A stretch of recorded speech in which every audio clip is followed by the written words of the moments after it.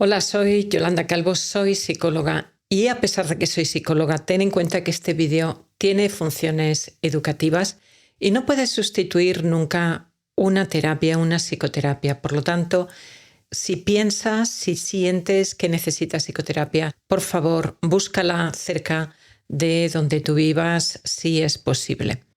Hoy vamos a hablar de algo que es muy importante, que es una de las piedras angulares de muchas psicoterapias, pero también de muchas tradiciones espirituales, y que sin embargo muy a menudo es muy mal comprendido, lo cual lleva en ocasiones o bien a una inacción que se convierte en algo pasivo y tóxico, o lleva a un rechazo completo de este concepto.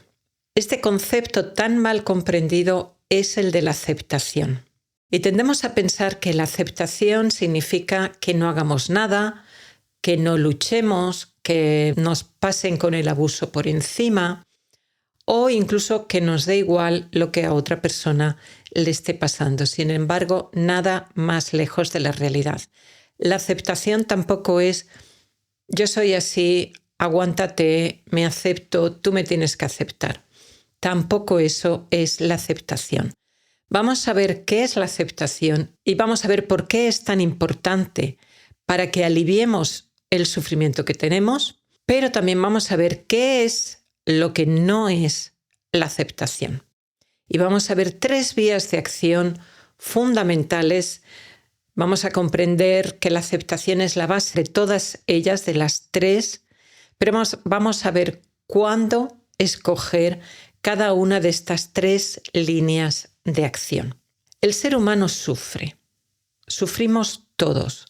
Desde el momento en el que nacemos, sufrimos, y de aquí hasta que desaparezcamos de este mundo, en algún momento el sufrimiento va a ser parte de nuestra vida. Bien porque ocurran cosas que nos causen sufrimiento y dolor, a veces, desgraciadamente, cosas muy duras, o bien porque tenemos una especie de insatisfacción, inseguridad, algo a veces difícil de definir y que en sánscrito se le conoce con el nombre de dukkha. Este dukkha es más que el sufrimiento, es mucho más que, aunque lo solemos traducir como sufrimiento, es más que sufrimiento, es una condición subyacente al ser humano. Incluso aunque las cosas nos vayan muy bien, puede haber un estado de insatisfacción de fondo, puede ser debido a la impermanencia de las cosas, de nosotros mismos, también a una insustancialidad, por decirlo de alguna forma, que percibimos en todas las cosas.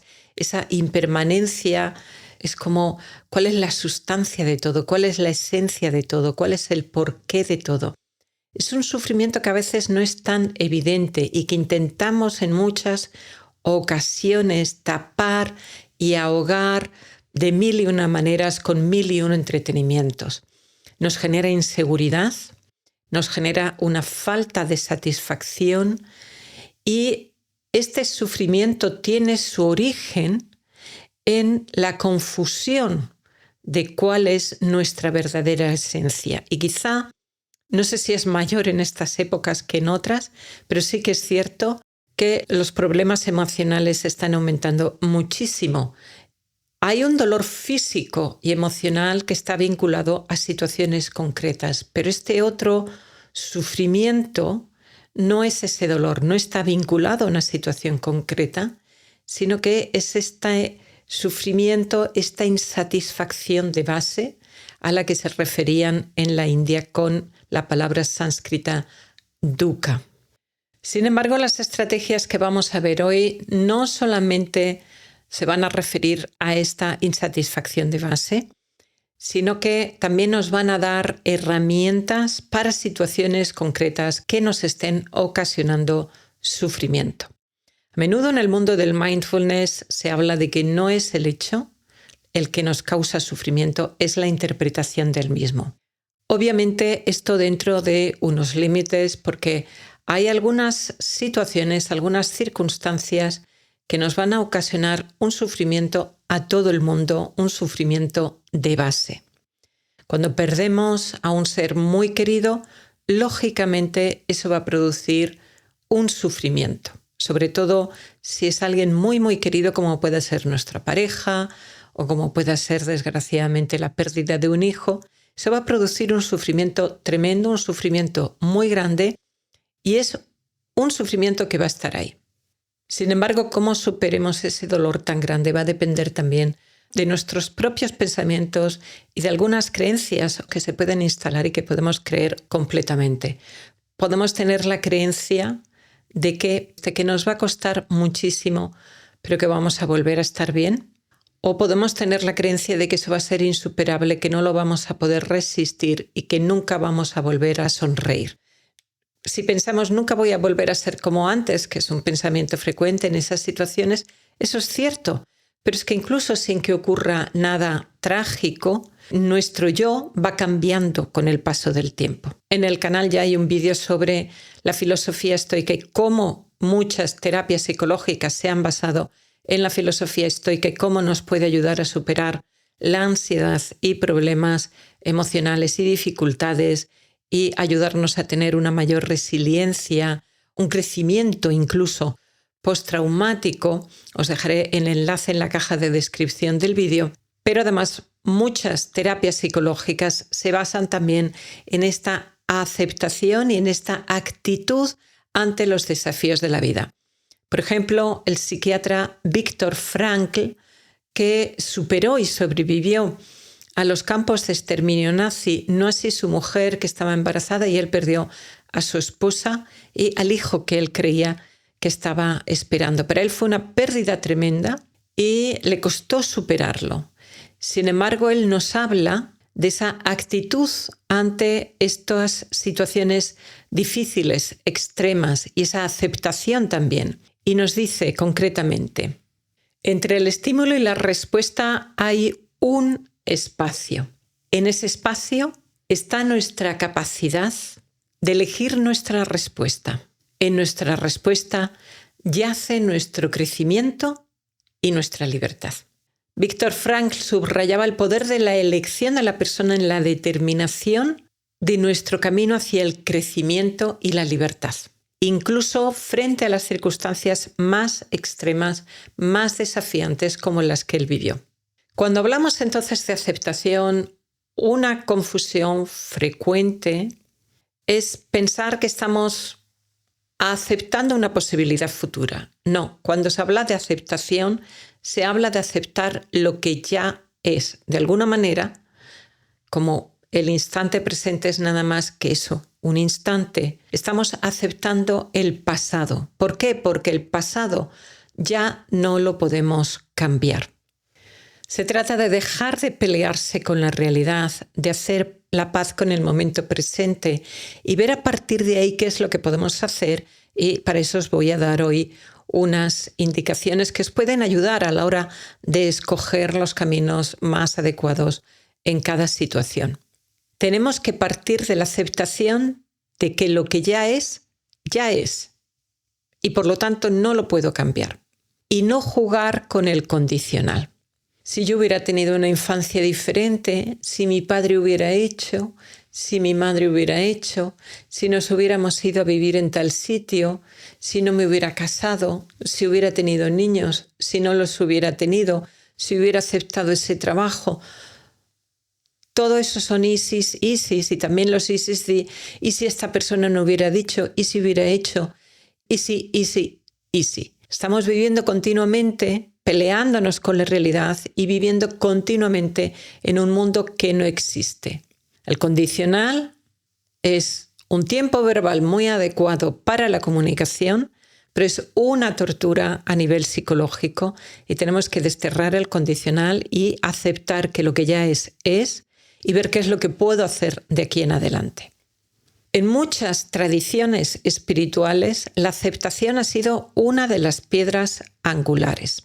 Como vivimos en Occidente, no todos, pero muchos de vosotros tendréis una tradición cristiana y habéis crecido, nos hemos educado en esa aceptación cristiana, en esa paz y reconciliación con todos los seres, con lo que es, porque es como una confianza en el plan divino, en los designios de Dios, también esa confianza en los demás, esa aceptación de los demás, esa aceptación de que todos somos criaturas divinas, de que todos sufrimos y de que todo forma parte de un plan divino.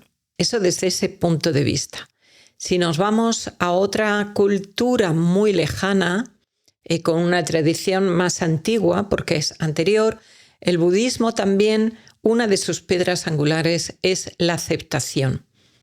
Por un lado, la aceptación de la impermanencia, de que el cambio constante es una característica de la vida, tal y como nos decía el filósofo griego Heráclito. Nos hablaba de este cambio y nos decía, no te bañarás 2 veces en el mismo río. El cambio es una constante. También en la filosofía china, en la tradición china, por ejemplo, en el I Ching es el libro de los cambios y nos dicen lo único que es permanente es el cambio. Por otro lado, nos hablan, en el budismo se habla de la aceptación del sufrimiento y eso no quiere decir, tengo sufrimiento, me tengo que aguantar, sino que es la aceptación de que está ahí y de que se puede superar. Por otro lado, es también la aceptación de lo que ellos llaman anatta, el no yo, que es un concepto que nos cuesta mucho entender en Occidente y que implica el desapego, una mayor distancia, una mayor observación de nuestras emociones y de nuestros pensamientos, porque no son nuestra identidad, porque van cambiando también con el tiempo. Y de hecho, si miramos, nosotros mismos vamos cambiando con el tiempo, nuestras opiniones, nuestras emociones cambian con el tiempo. Nos casamos enamoradísimos de una persona y a lo mejor luego terminamos divorciándonos de esa persona y a lo mejor nos divorciamos de buena manera o nos divorciamos con muchísimo odio y con mucha rabia. Entonces, ¿quién era yo? ¿La persona que se había enamorado? ¿La persona que se ha desenamorado y que no soporta a esa otra persona? Vamos cambiando nuestras emociones y nuestros pensamientos pueden cambiar más o menos, pero pueden hacerlo. Por supuesto, también nos hablaban, como se habla en el mindfulness en Occidente, de la aceptación del momento presente, sin juicios ni críticas, con atención plena. Mindfulness se define como la conciencia plena en lo que sea que se despliega en el momento presente, con plena aceptación, sin juicios ni críticas de eso que se está desplegando. Otra vez, eso no quiere decir que no lo pueda cambiar si hay algo que cambiar, pero el cambio es algo que se va a hacer después. Lo que ya es y tengo que partir de aceptarlo. Es un poco como si tenemos un entrenador, estamos aprendiendo a nadar y tenemos un entrenador y nos dice, observa ese movimiento del brazo, lo estás haciendo mal, tengo que aceptar que estoy haciendo mal ese movimiento del brazo para poder cambiarlo. Es exactamente el mismo concepto. La importancia de esta aceptación está también presente en el taoísmo, que hablan de estar en armonía con las circunstancias, de fluir con la vida, de no resistirse, de ser como el agua. También en el hinduismo, en la aceptación de la vida como parte de la ley cósmica. Está presente, por supuesto, también en el estoicismo del que ya hemos hablado, en Eckhart Tolle, de quien hemos hablado también, en Byron Katie y en muchas terapias psicológicas, como dije en el vídeo del estoicismo. Por ejemplo, en la terapia de aceptación y compromiso, cuyo nombre ya hace referencia a esta aceptación, se aceptan las emociones y pensamientos actuales tomando acciones alineadas con los valores que la persona tenga. Por supuesto, en la terapia cognitivo-conductual, en la terapia cognitiva basada en mindfulness y también en la logoterapia que desarrolló Viktor Frankl, a quien ya he mencionado. Carl Rogers también habla de la aceptación. Marshall Linehan, que desarrolló la terapia dialéctica conductual, que es la mejor terapia para el trastorno límite de la personalidad, nos habla también de la aceptación y de la aceptación de las emociones y las experiencias que la persona tiene trabajando para el cambio. Cuando esta aceptación está en la base de nuestra vida, de nuestra propia filosofía de vida, y es algo que trabajamos y es algo que cultivamos, va surgiendo una especie de tranquilidad, de calma, de serenidad y también de plenitud y una mayor comprensión de la naturaleza de las cosas, de la naturaleza de la realidad y de la realidad humana. Matthieu Ricard, en su libro En defensa de la felicidad, nos describe esta felicidad como un estado adquirido, es algo que se trabaja, es algo que se conquista, no es algo que nos llueve del cielo, es adquirido, es un estado de placer y plenitud que se trabaja y que es independiente de las circunstancias que la vida lógicamente va a tener.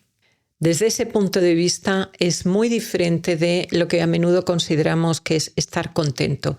A menudo ponemos nuestra felicidad y nuestra infelicidad en circunstancias externas. Lógicamente hay un cierto estado de satisfacción y de insatisfacción en la vida que va a depender de las circunstancias. No somos Buda, no somos una piedra tampoco, por lo tanto, parte de nuestro estado emocional va a depender de esas circunstancias. Pero esas circunstancias pueden dominarnos completamente o pueden no dominarnos tanto. Todos tenemos la experiencia de personas que en situaciones muy, muy duras tienen, a pesar de la dificultad y a pesar de que ellos mismos te están diciendo que lo están pasando mal o que lo están pasando muy mal, tienen una mayor presencia de ánimo, una mayor serenidad, una mayor estabilidad incluso en sus emociones, mientras que otras personas tienen un gran despliegue emocional, viven emociones muy fuertes, lo pasan muy mal y se vienen abajo, se hunden completamente.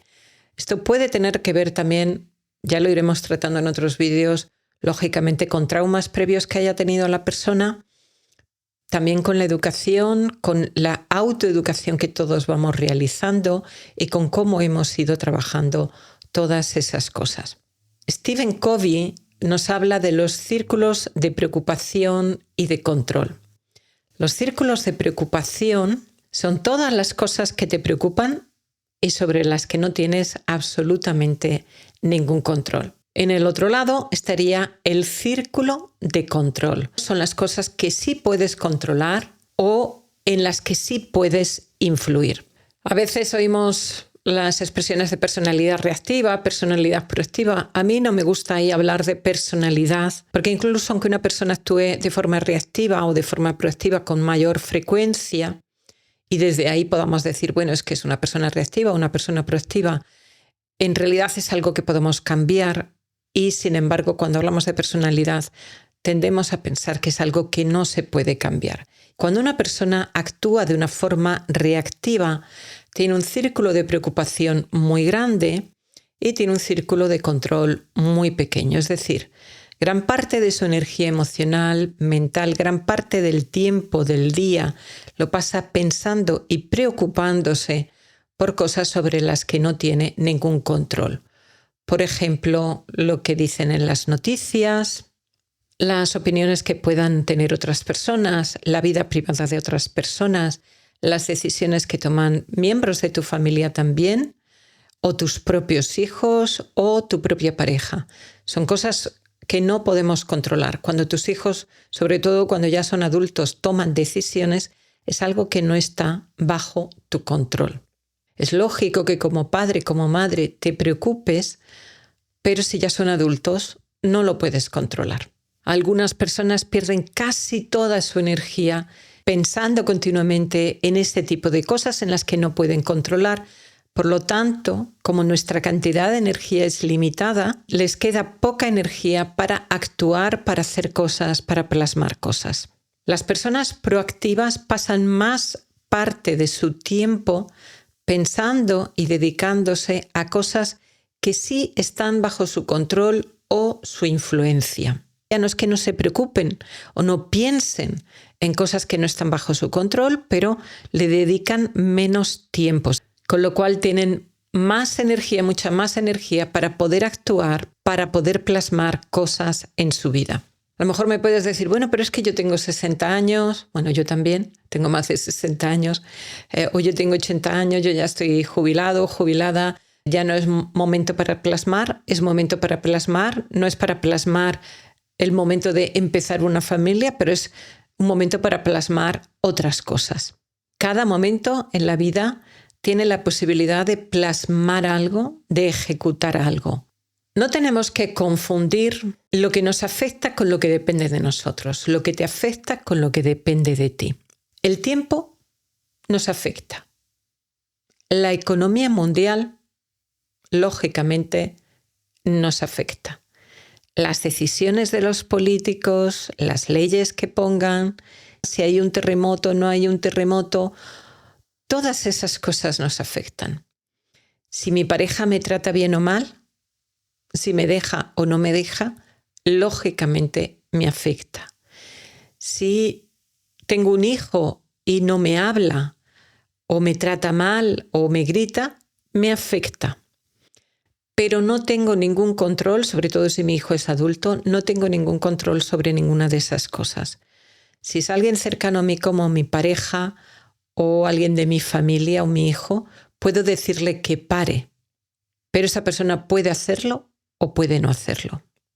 A veces me escribís, lo estoy pasando muy mal porque me he quedado sin trabajo, lo estoy pasando muy mal porque tengo un hijo que no me habla, lo estoy pasando muy mal porque mis hermanos no me hablan y cuando voy a visitar a mis padres no me dirigen la palabra, lo estoy pasando muy mal porque mi pareja me acaba de dejar. Estamos viendo ese sufrimiento como directamente vinculado a una causa, lo cual es verdad, pero tenemos que aprender a ver qué parte de ese sufrimiento es el sufrimiento base que no podemos eliminar, que tenemos que pasar por ahí, y qué parte de ese sufrimiento es un sufrimiento añadido por nuestra cuenta al mantener una lucha constante contra aquello que no podemos cambiar, golpeándonos contra un muro, intentando derribar un muro con nuestros puños y con nuestra cabeza.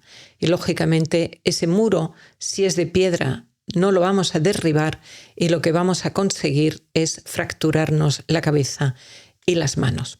Entonces tenemos que identificar qué es lo que nos causa sufrimiento y tenemos que identificar si eso es algo que depende de nosotros o es algo que no depende de nosotros. No depende de mí lo que otras personas hacen. No depende de mí acontecimientos externos. Depende de mí cómo me tomo lo que ocurre y qué acciones elijo tomar. Por ejemplo, sabéis que en Estados Unidos hay una región en la que está en un pasillo de tornados, en la que con frecuencia hay algún tornado.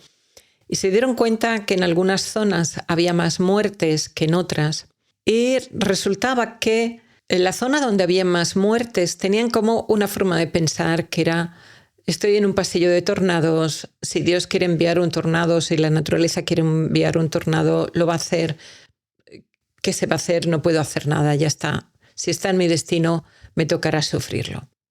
Mientras que había otras partes que tenían una actitud mental que era diferente, que es: estoy en un pasillo de tornados, si puedo construir un sótano, tener agua preparada, una radio, pilas, latas de comida y cosas suficientes para sobrevivir todos juntos en el caso de que haya un tornado y arrastre la casa, de que un tornado pase por aquí, vamos a tener muchas mejores posibilidades de supervivencia. Lógicamente, esa actitud segunda, proactiva, de saber hay una posibilidad de que ocurra esto, por lo tanto voy a hacer esto otro, es una actitud que disminuía la mortalidad. Es como los pilotos de aviación tienen que repasar un montón de cosas antes de despegar, porque los errores pueden ocurrir. Por un lado, somos humanos, nosotros tenemos errores, pero también en la naturaleza no son errores, pero los tornados existen, los maremotos existen, los terremotos existen.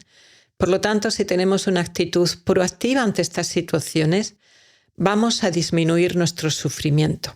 Y fijaros que esto supone una aceptación, es decir, como vivo en una zona de tornados, me voy a preparar.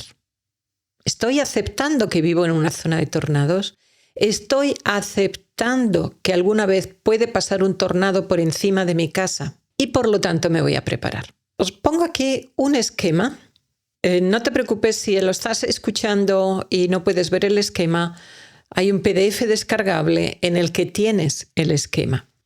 En este esquema puedes ver cómo cuando algo te ocasiona sufrimiento, lo primero que te tienes que preguntar es si esa situación depende o no de ti. Si tu respuesta es afirmativa, sí depende de mí, entonces cambia la situación. Pero puede ser que no dependa de ti, porque dependa de circunstancias externas o porque dependa de otra persona. Si no depende de ti, te tienes que hacer otra pregunta. No te preocupes, lo vamos a ver ahora en más detalle, que si te puedes marchar. Y ahí puede ser que sí que te puedas marchar o puede ser que no. Y ahí vamos a tener otras dos acciones posibles. Vamos a ver con un poco de detalle la acción que tenemos que realizar cuando la situación que nos causa sufrimiento sí depende de nosotros, sí depende de uno. Si te das cuenta que sí depende de ti, que es, por ejemplo, una situación interior tuya, son tus propias emociones, podemos tener pensamientos, emociones, y nos damos cuenta que a lo mejor no dependen de nosotros que estén ahí ahora, porque a lo mejor dependen de condicionamientos previos, de circunstancias que ha habido en nuestra vida, de aprendizajes que hemos tenido, pero una vez que tomamos conciencia de eso y los queremos cambiar, ya sí depende de nosotros. O puede ser una circunstancia de nuestro entorno, de nuestro medio, pero que podamos cambiar. A lo mejor me siento incómodo porque hay caos o desorden. Bueno, pues lo puedo organizar ese caos y sentirme mejor. O no estoy a gusto en el trabajo que tengo. Bueno, pues a lo mejor lo puedo cambiar. Puede ser que no, pero puede ser que sí. Entonces, una vez que detecto que sí, que depende de mí, tengo que dirigirme a cambiar la situación. La mente inmediatamente va a poner pegas, por un lado por pereza, pero también por miedo a la novedad, por miedo a no estar preparados y también por circunstancias que la persona pueda estar pasando a nivel psicológico, por ejemplo, dar estos pasos de tomar acción, de levantarse y actuar en una persona que tiene depresión o en personas con trauma, a veces puede ser bastante más difícil, pero es algo que trataremos en otros vídeos. Esta estrategia requiere lógicamente actuación, requiere determinación, requiere voluntad, requiere paciencia, perseverancia, porque las cosas no se consiguen en 2 días. No pienses en pasos grandes, empieza por pasos pequeños, por pequeños cambios. Y también ten en cuenta que a veces algunos cambios van a ser grandes cambios, pero vas a ir empezando por pequeñas cosas.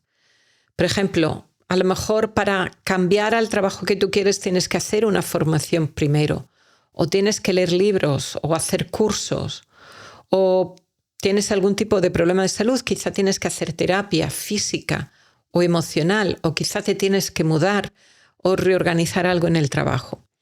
Incluso aunque la tarea sea muy, muy grande, como por ejemplo realizar unos nuevos estudios, no lo veas solamente la imagen grande, la gran tarea, porque te puede desbordar esa sensación, sino simplemente haz un trabajo cada vez. Avanza poco a poco, paso a paso, poniendo plena conciencia en lo que estás haciendo en ese momento. Algunas veces me decís, sí, pero es que yo soy ya mayor, ya no puedo hacer esas cosas. Puedes hacer otras. Puedes apuntarte a un curso de informática, a lo mejor en tu ayuntamiento. Puedes apuntarte a enseñar punto o ganchillo o aprender punto o ganchillo. Puedes apuntarte a clases de baile. Puedes hacer muchísimas cosas. En la medida que puedas, haz cosas y contribuye al mundo. En la medida que tú puedas. Con cosas pequeñas, pero hazlo. Más vale hacer cosas y fracasar, fallar en algunas, que no hacer nada. Escribe algo, aunque no lo lea nadie. Haz el viaje que no te atrevías a hacer. Aprende algo que nunca te habías atrevido a aprender. Empieza alguna cosa, pero pasa a la acción, a algún tipo de acción. Pero ¿qué pasa si la fuente de ese sufrimiento es algo que no depende de mí, como una situación determinada o lo que está haciendo otra persona, una relación que no funciona, por ejemplo. En ese caso nos hacemos la pregunta, ¿me puedo marchar? Y si me puedo marchar, tengo que tener mucha valentía porque va a ser algo que va a ser difícil. Tengo que tener valentía, tengo que tener también desapego y tengo que dar el paso y marcharme. Marcharme de la relación que no funciona, del trabajo en el que me tratan mal o en el que me pagan poco, buscar otro distinto o abrir mi propio negocio o aprender algo. Alejarme también de las amistades que me hacen mal, que yo noto que cuando llego a casa, después de haber estado con esas personas, no solamente siento que no me han aportado nada, sino que me siento mal, que me siento emocionalmente mal, porque a lo mejor de alguna manera siento que no encajamos o que han devaluado mi experiencia personal, no me siento a gusto, no siento sintonía con esas personas. Es como hacer un poco de triaje, como seleccionar elementos en nuestra vida. En nuestra mente tenemos un banco de memoria. Y te dejo aquí una ilustración y si solamente lo estás escuchando, esta ilustración la tendrás también en el PDF descargable que te dejaré el link en la descripción del vídeo. ¿Cómo llegar a la descripción del vídeo? Si estás en ordenador, está debajo del vídeo, tienes que pinchar debajo del título, empieza un texto y no se termina, pone más, pincha en más. Si estás viéndolo en el móvil, tienes que pinchar en el título. Al pinchar en el título, otra vez se abre ese texto y tienes que pinchar también en más para que se abra entero. Y ahí estará el link con el PDF descargable para que tengas todas estas herramientas más fáciles. El ser humano tenemos un banco de memoria con experiencias que vamos repitiendo. Esas experiencias no son solo cosas que hacemos, sino también lo que vemos, lo que hablamos, conversaciones, libros, películas, vídeos de YouTube, compañías, las redes sociales. Y algunas de esas acciones me hacen sentir bien y otras me hacen sentir mal. Por ejemplo, puedo leer o ver un vídeo, a lo mejor que es informativo, pero que me hace sentir muy mal. Y a lo mejor eso puede suponerme un desbordamiento en mi capacidad para manejar esas situaciones que están fuera de mi control. Con lo cual es mejor que vaya seleccionando cuál es la información que sí voy a recibir para que no me desborde y que pueda ser algo que yo pueda manejar y en lo que pueda hacer algo. Y sobre ese banco de memoria también está si estoy permaneciendo en el aquí y en el ahora, si a lo largo del día tengo buenas conversaciones, buen uso de las redes sociales y selecciono el material que estoy viendo o las películas que veo. Si procuro cultivar conversaciones en la medida de lo posible que sean positivas, auténticas, pero positivas. Y además intento permanecer en el aquí y en el ahora. Es más probable que esta red de memoria tenga muchos recursos positivos. Sin embargo, si hago un uso no adecuado de redes sociales, con una dependencia de ellas, visitando material con el que me estoy comparando de forma continua, sintiéndome mal con lo que estoy viendo o viendo informaciones que me causan un gran malestar emocional, leyendo cosas que me hacen sentir mal, manteniendo conversaciones que me hacen sentir mal, a lo mejor me hacen sentir superior porque estoy criticando a alguien, pero me hacen sentir mal interiormente y tengo mucha rumiación interna, estoy continuamente con mi mente activa, no estoy en el aquí y en el ahora y estoy pensando constantemente en yo y mi triste historia, yo y mis cosas. Sabemos que eso se activa en el cerebro con la red neuronal por defecto, que por un lado nos ayuda a tener una mayor autoconciencia, pero que también sabemos que está más activa en las personas con ansiedad y depresión y que está menos activa en las personas que practican la meditación. Está activa lo que tiene que estar, pero no está sobreactiva, de tal manera que hay una autoconciencia, pero no hay un excesivo centrarse en uno mismo alrededor de uno mismo, centrando todo en la vida alrededor de uno mismo y todos los pensamientos alrededor de uno. Entonces, haz triaje, selecciona las cosas que vas a ver, cómo te vas a informar. Puedes estar informado sin necesidad de estar viendo noticias 3 veces al día. Puedes seleccionar leer las noticias y no ver vídeos sobre las noticias, sobre todo sobre algunos.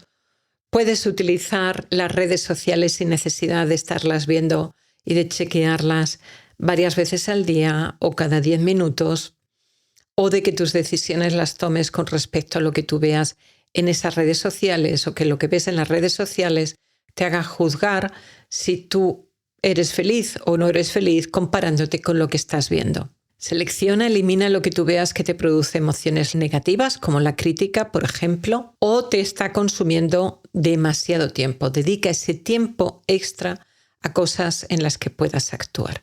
Pero estábamos hablando también de esta estrategia de alejarme de los ambientes que son tóxicos, de las personas que son tóxicas, ambientes y personas, trabajos que me hacen daño. Pero a veces me preguntáis, ¿pero qué pasa si es mi hijo? ¿Qué pasa si son mis padres? Algunas personas llegan a romper totalmente con sus padres o con alguno de sus hijos porque el daño que les causa es demasiado grande. Esto es muy difícil de comprender por la sociedad y tienen que tener mucha constancia, mucha fuerza de voluntad para poder mantenerse ahí. A veces no queréis una distancia total, pero sí mantener una mayor distancia. Y algunas personas llegan incluso a alejarse físicamente, a irse a otra ciudad, a irse a otro sitio para generar distancia física de esas personas que les resultan tóxicas. Eso no quiere decir que todos los hijos o los miembros de la familia que se hayan ido lo hayan hecho por esa causa, pero algunas personas sí. Pero ¿qué pasa si no puedo marcharme? Por ejemplo, si he tenido un accidente y he perdido una pierna, no puedo marcharme de esa situación. O si tengo un hijo y ese hijo nace con una minusvalía, tampoco puedo ni quiero marcharme de esa situación. Entonces tengo que entrar en la aceptación, no en la aceptación a la que me refería al principio, sino en lo que a menudo se llama aceptación radical. Y esa aceptación radical no es tan fácil. Son solamente 2 palabras, pero no es tan fácil. Tenemos que empezar practicándola como una especie de disciplina, como un aprendizaje. Por un lado, preguntarnos continuamente, ¿esto depende de mí? No, no depende de mí. ¿Puedo marcharme? No, no puedo marcharme. ¿Tengo que entrar entonces en la aceptación? Sí, tengo que entrar en la aceptación y utilizar lo que yo llamo el mantra de la aceptación, que es esto es lo que ha pasado, esto es lo que ha ocurrido, esto es lo que es, lo acepto. A veces cuando ocurre algo muy repentino, sin que llegue a ser todavía, a formar todavía un trastorno de estrés postraumático, porque no en toda experiencia traumática todo el mundo forma un trastorno de estrés postraumático. Sin embargo, ha ocurrido un trauma y estamos afectados por ese trauma. Y a menudo tenemos la sensación de que estamos viviendo una pesadilla y de que en algún momento nos vamos a despertar y era todo un sueño horrible, pero no era nada más que eso. A los pacientes que yo tenía, cuando yo tenía la consulta abierta, os recuerdo que no tengo la consulta abierta, que la he cerrado para poder dedicarme a este trabajo de psicoeducación. Cuando yo tenía pacientes que habían vivido una situación así, por una pérdida, un accidente, lo que fuera, les decía, les explicaba, tienes que salir de esa situación lo más rápidamente que puedas. ¿Por qué? Porque aunque es una fase normal del duelo, la fase de confusión, de shock, de rechazo a lo que ha pasado, esto no puede ser, esto tiene que ser una pesadilla. Cuando antes entremos en la aceptación, más rápido va a ir fluyendo el proceso, vamos a tener que ir pasando por las otras fases de tristeza y de duelo, pero terminar la fase de shock, que es una fase además de emociones muy convulsas, muy fuertes, muy tremendas, es muy importante. Y ahí el mantra de la aceptación ayuda muchísimo. Y puede parecer muy seco, Pero es continuamente, cada vez que viene la sensación, el pensamiento, esto es una pesadilla, en algún momento me voy a despertar, es decirte, no, no es una pesadilla, esto es lo que ha ocurrido, esta es la realidad, esto es lo que ha pasado. E interiorizar y aceptar esa realidad. Se trata de esta repetición que os he explicado continua cada vez que viene el pensamiento de que esto es una pesadilla, e incluso sin que venga el pensamiento, repetirse varias veces el mantra, esto es lo que ha ocurrido, acepto lo que ha ocurrido. En mi web hay una pestaña con PDFs descargables de forma gratuita y uno de ellos es el mantra de la aceptación, que está expresado de una manera, pero tú lo puedes expresar de otra. Hay gente que también lo imprime, lo pega en la pared para repetirlo varias veces cuando han tenido un evento negativo, traumático, difícil que les cuesta aceptar. Acepto completamente que esto es lo que ha ocurrido. Acepto que esta es la realidad. No es un sueño, es lo que ha pasado. Aunque me cuesta mucho, acepto que esto es lo que ha pasado. Me rindo a la realidad, acepto lo que ha ocurrido. Y en el canal principal, en la meditación estoica, este mantra de la aceptación está incluido.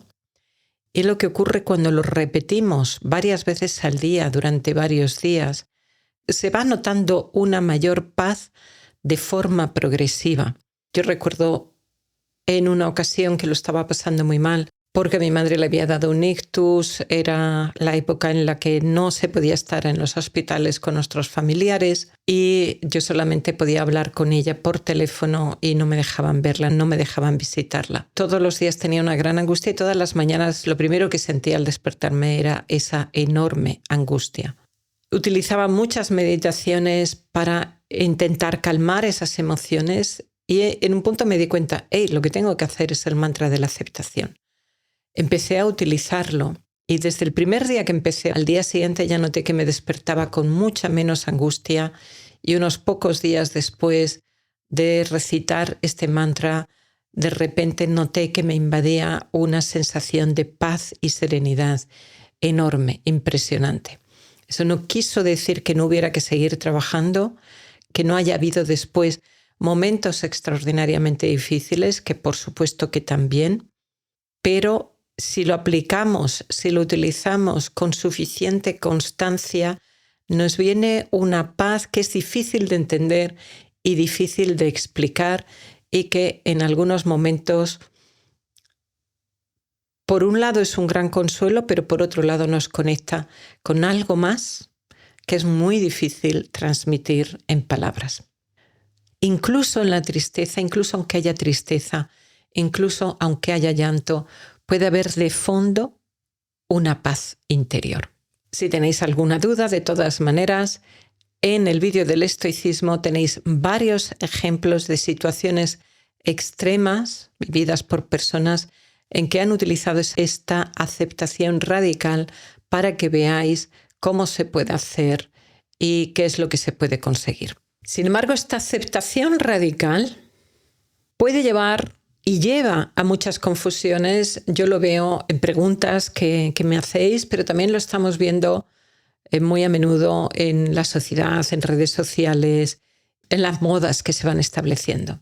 Se habla a menudo de que tenemos que aceptar como somos, tenemos que aceptar nuestros pensamientos y emociones, que esa aceptación es importante para sentirse bien. Y es cierto, pero eso no quiere decir que no trabajemos hacia el cambio.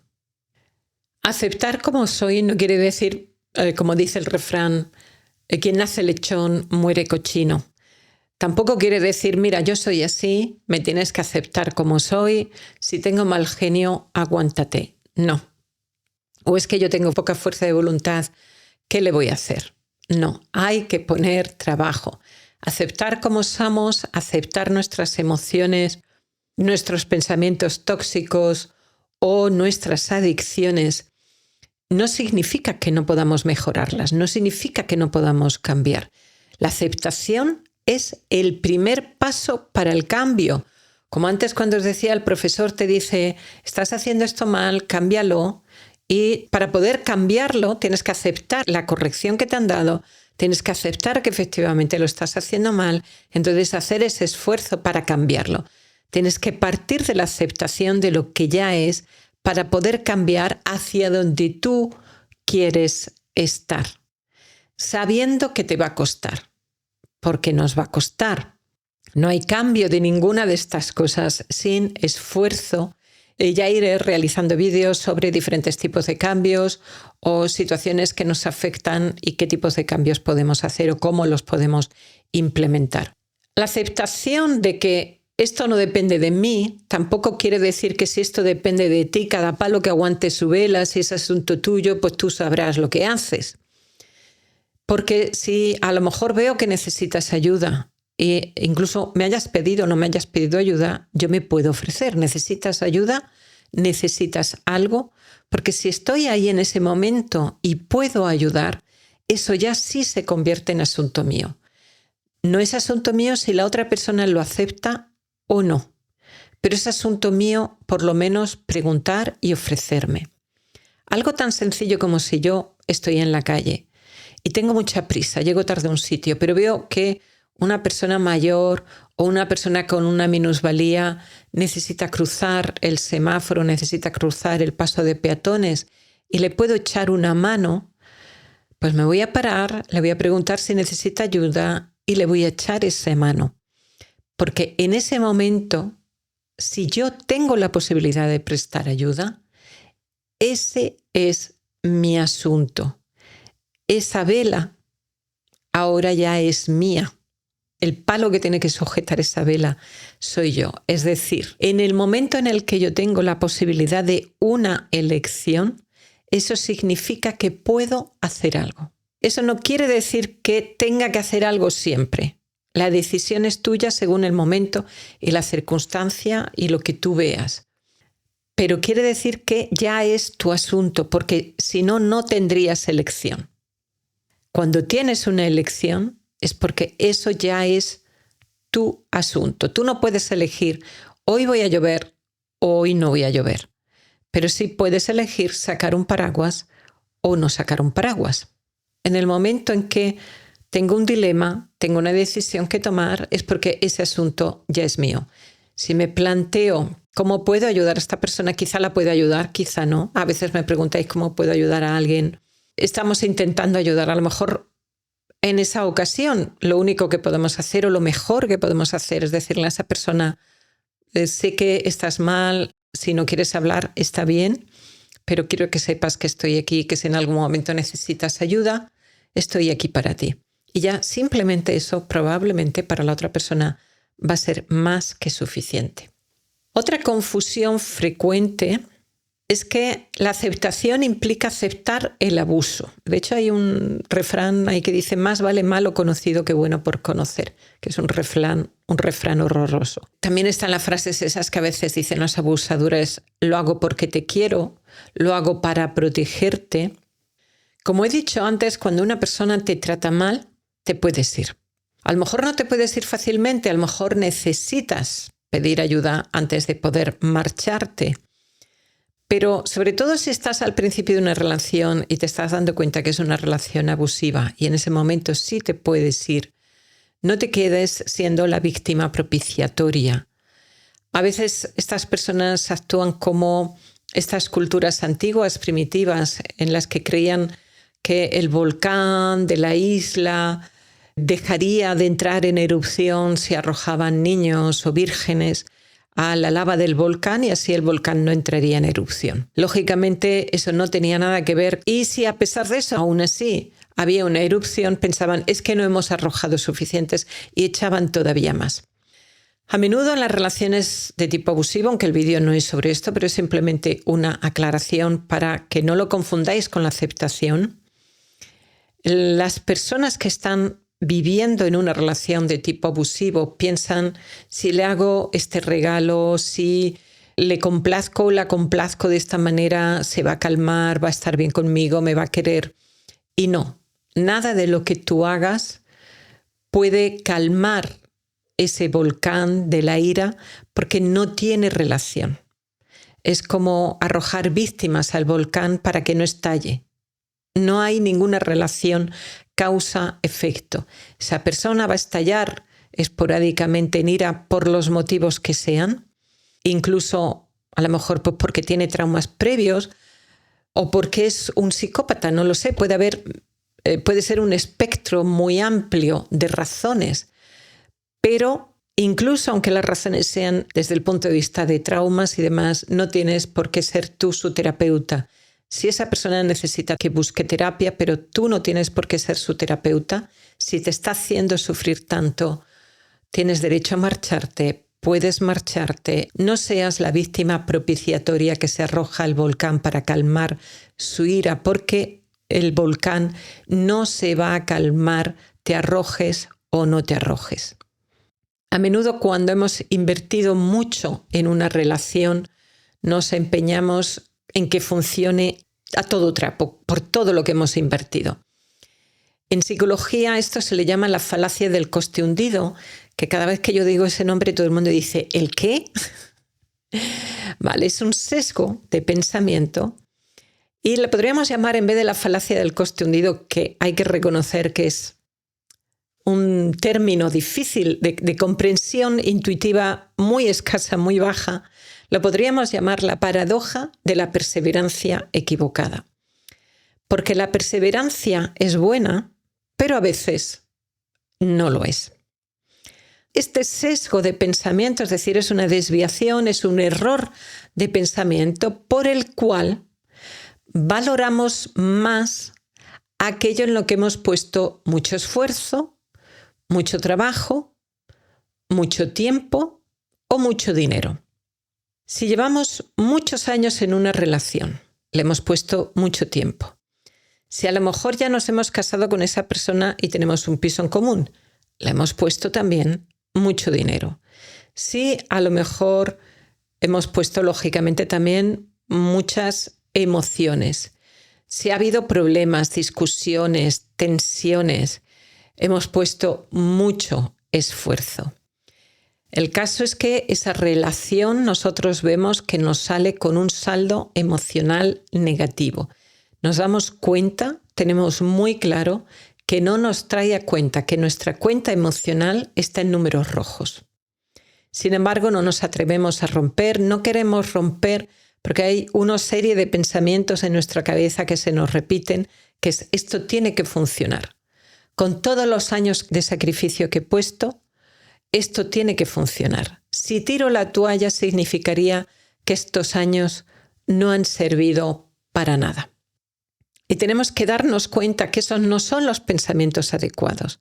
Tenemos que evaluar si cabe la posibilidad de que eso funcione en algún momento. ¿Por qué? Porque a lo mejor la relación pueda estar pasando por un momento muy difícil, pero se puede superar si trabajamos los dos en psicoterapia de pareja. Y a lo mejor tenemos que trabajar mucho, pero lo vamos a poder superar. O nos damos cuenta que la otra persona no quiere eso en absoluto o que hay características en la otra persona que digamos que no son buenas, que estamos hablando de algún otro tipo de problema tóxico, de narcisismo tóxico, de algún tipo de, se le llama también narcisismo perverso, relaciones de tipo abusivo que no pueden funcionar con psicoterapia de pareja ni de ninguna otra manera. Es un poco como en el Concord, en Europa. Francia e Inglaterra hicieron un esfuerzo enorme a nivel tecnológico y se sigue considerando que lograron grandes avances tecnológicos y construyeron un avión que era gigante, pero que tenía tan limitados los sitios a los que podía ir al ser tan grande, los sitios por los que podía volar por el ruido, y era tan caro viajar en ese avión, aunque habían seguido con el proyecto durante muchísimo tiempo. Al final lo tuvieron que abandonar, lo abandonaron en el 2003, pero probablemente lo podrían haber abandonado mucho antes, pero habían caído en esta falacia del coste hundido, en esta falacia de esto tiene que funcionar porque hemos invertido mucho tiempo y mucho dinero en esto. Esto ocurre entonces a nivel político, a nivel de las grandes empresas, de ahí el nombre de falacia del coste hundido. Vamos a llamarlo mejor la paradoja de la perseverancia equivocada. Y hay que tener mucho cuidado porque este tipo de falacia, este tipo de sesgo ocurre con frecuencia en las relaciones que son de tipo abusivas. Entonces la persona siente que ha invertido tanto en eso, que se ha sacrificado tanto por esa relación, que le da un valor psicológico muy grande y se empeña en que tiene que seguir funcionando. Y eso no tiene nada que ver con la aceptación. A menudo me habéis preguntado si la aceptación es entonces aceptar el abuso. No tiene nada que ver. Cuando hay aceptación, acepto que la persona que tengo delante es así, es abusadora. Me ha pegado. Mayor realidad no me puede ofrecer. Entonces, como me ha pegado, ya no me quiero pegar yo a mí. Byron Katie dice, si yo me acerco a un perro por primera vez y el perro me muerde, el perro me ha mordido. Pero si yo me acerco una segunda vez al perro y el perro me vuelve a morder, la segunda vez me he mordido yo. Entonces, a menudo en nuestras relaciones hacemos eso. Nos empeñamos en que esa persona que es claramente abusiva no lo es. Proyectamos nuestras fantasías románticas sobre esa persona y le ponemos una máscara de lo que no es. Pero esa persona nos está entregando la verdad. Con su abuso nos está siendo sincero o sincera. Somos nosotros los que tenemos que aceptar esa sinceridad, darnos cuenta y decirnos, vale, entonces yo no me quiero morder a mí misma, yo no me quiero pegar a mí mismo, me voy a ir.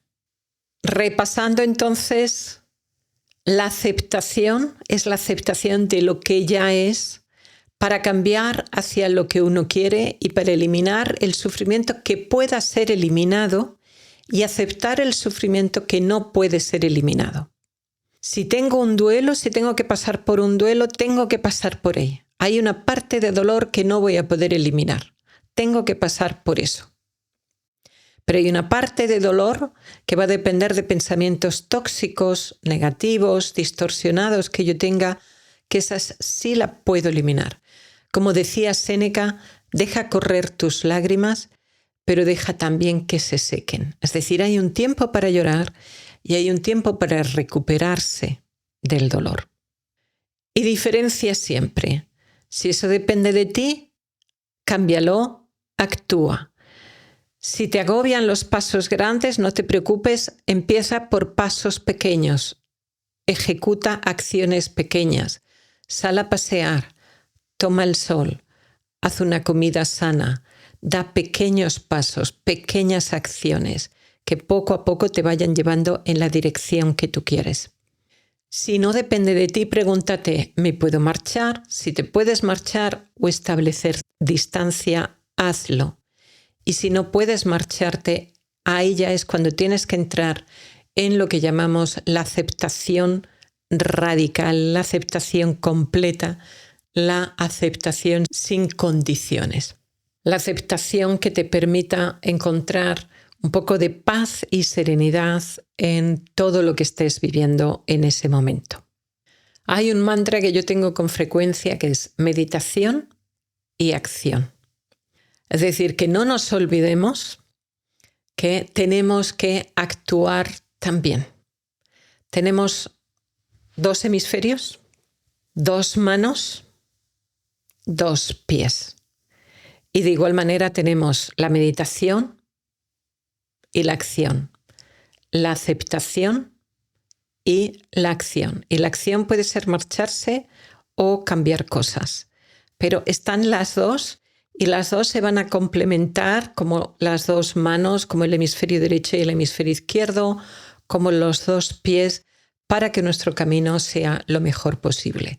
Eso no va a querer decir un camino sin sufrimiento, sino un camino sin el sufrimiento que es evitable, sin el sufrimiento añadido que nosotros les ponemos. En próximos vídeos iré hablando de estrategias más concretas y de problemas emocionales más concretos que tú puedes tener, que cualquiera en el mundo actual y a lo largo también de la historia de la humanidad podemos tener. Nada más por hoy. Si te ha gustado este vídeo, dale al like, compártelo y si no te has suscrito al canal, suscríbete y dale a la campanita para recibir todas las notificaciones de nuevos vídeos, de nuevas actividades. En la caja de descripción del vídeo tienes los capítulos, tienes los links, tienes mis otras redes sociales y canales y todo está anotado ahí para que tengas toda la información posible. Gracias por escucharme hasta aquí. Pon todo esto en práctica poco a poco. Nos vemos en la próxima. Adiós.